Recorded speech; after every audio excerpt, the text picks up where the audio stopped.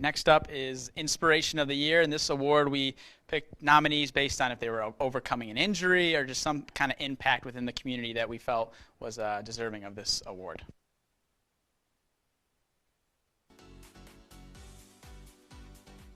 Until about 10 minutes into her very first AAU basketball game of the season. Just stepped, leg hyperextended, and heard a little pop, and I was like, oh, something's wrong here. After undergoing an MRI, Maddie's mom delivered the news she had torn her ACL. It was a rough day. It was one of the days, probably one of the worst days of my life. The heartbreak soon turned to motivation, though. For me, I wanted to come back even stronger. I wanted to be even better than I was before I was injured. 6 months to the day, Maddie was officially back playing sports, and every time she suits up for a game, match, or even practice, she does so with a new sense of gratitude. I believe really strongly about never taking anything for granted, especially when you go through an injury.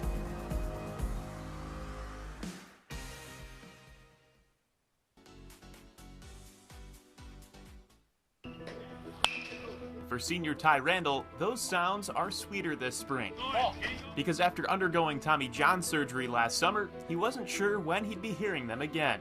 We've really worked hard at it. I've gotten the 13 to 14th month recovery down to 10 months. The doctors told Randall his UCL had detached from the elbow. It wasn't fully torn, but the injury would still require Tommy John. The news of the surgery was crushing to Randall and his entire family. There was uncertainty about if he'd be able to play again in high school and what this meant for his dreams of playing in college. But feelings of sadness gave way to gratitude as they watched Ty mature through 10 months of rehab. He just became a different kid. Honestly, he grew into a man. And those college dreams Randall had, they're coming true after all. He recently signed to play baseball at Grand Valley State. Daryl Badgley, the father of Mason senior Derek Badgley, was diagnosed with stage 3 melanoma skin cancer last spring. It's why Mason coach Gary Houghton instituted a new mantra for the season: no one fights alone, we are in this together.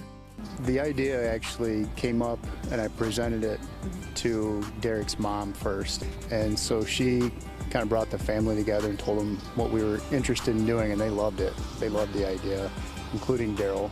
The Mason football team would be wearing 2 decals on their helmets, one being Daryl's initials, DB, and the other a black ribbon, which represents awareness for all types of skin cancer. And I just think that doing something like this is a great way to share awareness out to everyone else too, that, you know, skin cancer is very serious.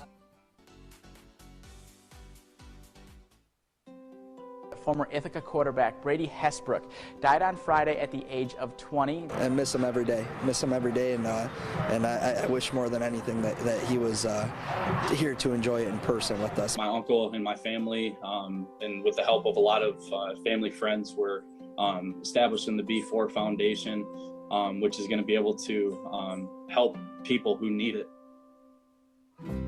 Lansing Catholic welcomed in Lake Odessa, Lakewood, and the Cougars were bringing awareness to suicide prevention and the B4 Foundation, which was created to honor Ithaca's Brady Hesbrook. We're going to use all these funds to create a scholarship and honor Brady. Our purpose now is to make sure that no other communities are going to experience what we're currently experiencing. Now, before Dylan was taking down his biggest rival, he has had some adversity to overcome. On top of a sternum injury this season, he has torn his ACL twice since he was in the 8th grade. As soon as I did it, I knew I did it again because of the feeling. So then I was like, dang, I can't play in the States, but I have a whole 6 months to get back and play for my junior season, so that was my whole focus. April showers, as in the injuries, have brought May flowers in the fall. For some reason, I always battle some type of injury at some point, and it's just hard, but ACL's a big one. Second time doing it, really rough on mental health, but I figured it out and worked really hard to get back. I think he's finally starting to realize how good he is and how he can literally change the game with his legs as well as his arm.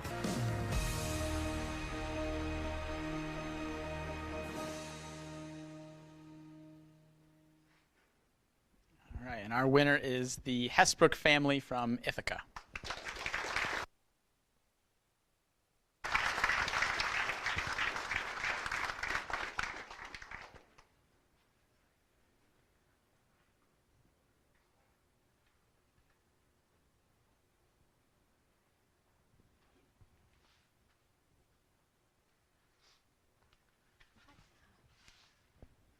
Well, first off, congratulations. What has it been like to be able to see the community really rally around you guys during such a tough time, and just the impact you guys have been able to have with the B4 Foundation? We live in a special community, and the city of Ithaca is a special place, and they've been very supportive of our family, and as have all the communities surrounding, to be honest with you, and we're thankful for that. You guys have spoken to almost 20 schools, over 6,000 students about your message. What's the most important message of what you're going to say to them each and every time? I think what Alan said up here, everybody's going through something right now, and you know, you've probably heard this before. Some of the young people in the room maybe haven't, but it's okay to not be okay. I think we've all heard that before, but you have to speak up and tell somebody. And I think that's one of the messages that the B4 Foundation is pushing is we have to get people talking. And what happened with our son, we were completely blindsided. When did you know you guys needed to use Brady's story as a way to make a change, not only here in the mid-Michigan area, but also the state and nationally as well?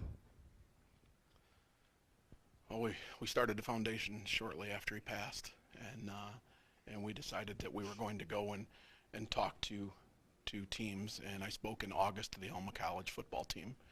And when I spoke with the Alma College football team in August, say there's 180 players in the room, 40 or 50 of them came down and gave me a hug, and 4 of them stopped me and said, "I need help right now." And that's when I knew that this is bigger than just the Hesbrook family, and it's an issue in our society for whatever reason. And I knew right then that we have to try and help others, because we think that that's what our son Brady would want. There are some coaches, athletic directors, people like that in the audience. If they wanted to have you guys come out, speak, how can they get in contact with you guys and best set that up? Well, one of the biggest one is Mark Ewell, sitting right back here over my shoulder with the MHSA. The B4 Foundation is partnering with the MHSA in hopes that we can get into every school in the state of Michigan in the fall. And so I'm not exactly what that's going to look like yet, but if you need me to come before that, I'll do that. I've been making several trips during the summer already, and just look me up on the b4foundation.org or on our Facebook page. Thank you guys so much for all that you do, and congratulations.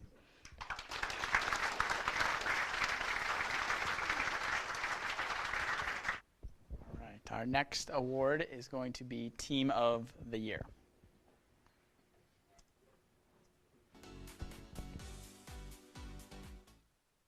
Wlns was back in the state semifinals for the first time since 2008.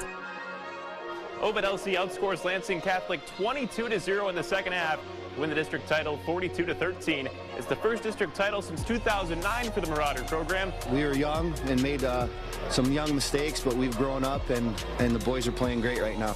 With 2 weeks left in the regular season, the Marauders were sitting at 3-4. Head coach Travis Long says that at the time, the goal was to just finish the season with a winning record and get to the playoffs. I haven't seen a group this confident before, and you know, they believe in themselves, they believe in each other.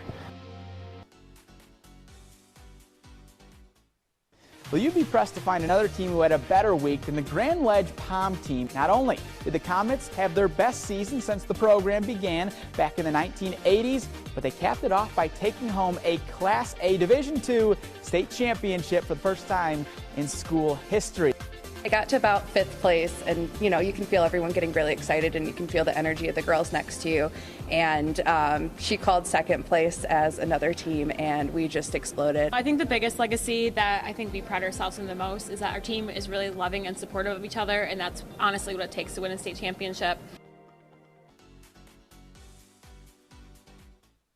It's just been a really special season. The community seems to be really excited about it, and the kids are excited. So yeah, there's a reason they're the #1 team in Division III heading into playoffs.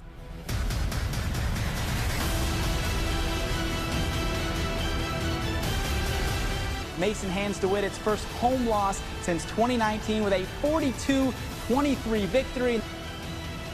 After Detroit King ended Mason's season twice, the Bulldogs proved the 3rd time's the charm.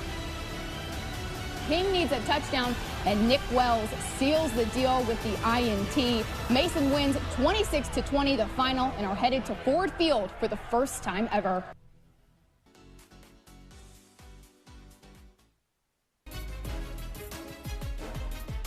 And the undefeated Wolfpack were quick to get on the board. Bottom of the first, Skylar Stiff hits an RBI double to left field.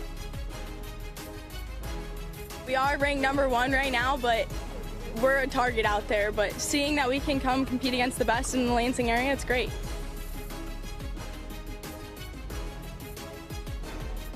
Top-ranked Langsburg, who got catches like this from sophomore Elena Asher to retire the side.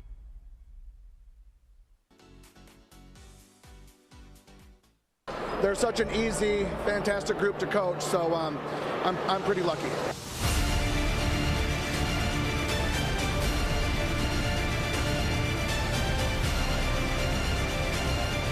The Eagles would seal the game at the free throw line. They win 64-58 to secure their 6th straight district title.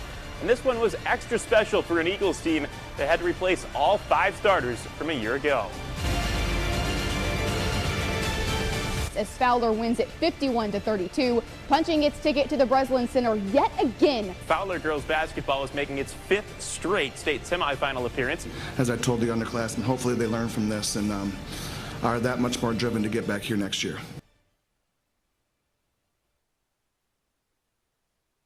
Our winner is Mason football.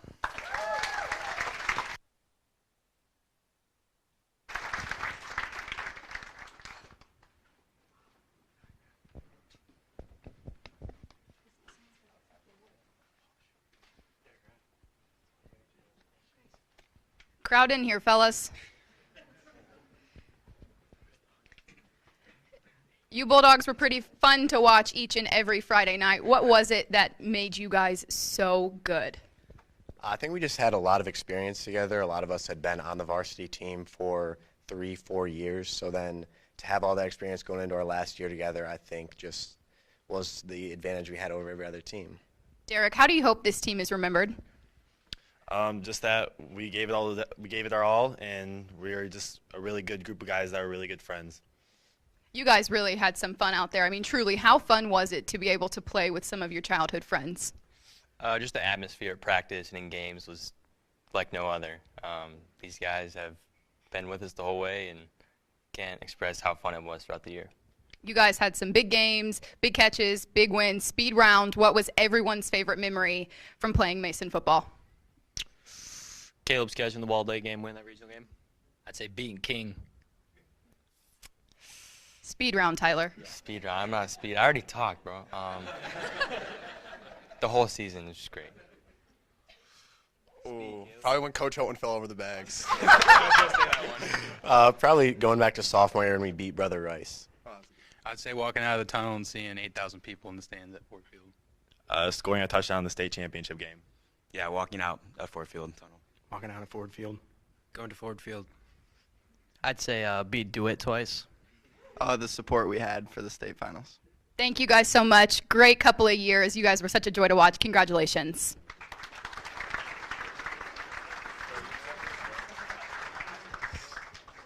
Being a Lansing kid, J-Dubs, I know there's some J-Dubs in here. I grew up in Lansing, went to Luton Elementary School, Elmhurst Elementary School, then Dwight Rich, and then Lansing Sexton. And before I get started, for all the student athletes in here, I'd like for all the coaches and parents and administrators to stand up, and the student athletes give them a round of applause.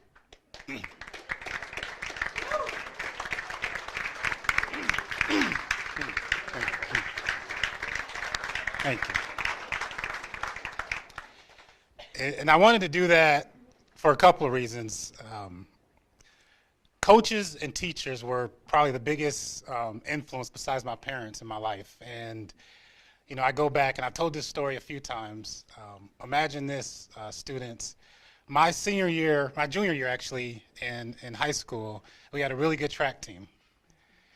And we were ranked very, very high in the state of Michigan. And at that time, the regionals, which you have to go through regionals, those of you who are in track team, to get to the state finals. At that time, the regionals were on prom, the same night of prom.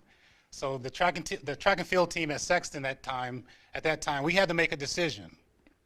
Do we go to prom, or do we go to the regional meet and qualify for the states? And imagine that type of decision. Well, some of us, maybe me, but some of us wanted to go to prom. My head track coach, Paul Pazega, I'll never forget this. He sat us down on the track, and many of you know Coach Pazega. We called him Coach P. He sat us down on the track, and he came up and he said, "Men, I hear some of you want to go to this prom. Okay, I'm going to let you make the decision. But know this, if you go to the regional track meet, you could qualify and win a state title. Or you could go to some dance and forget about it in a couple of years." So we decided actually to go to the regional meet, missed prom, but we qualified all of our events to get to the state meet, and we won the state title the next weekend. And I tell that story because my coach, Coach P, let us make the decision. And so much about life is decision making. What you say yes to, what you say no to, really shapes your entire life. And it was a big part of my life. And I owe so much to the influences that I had in high school.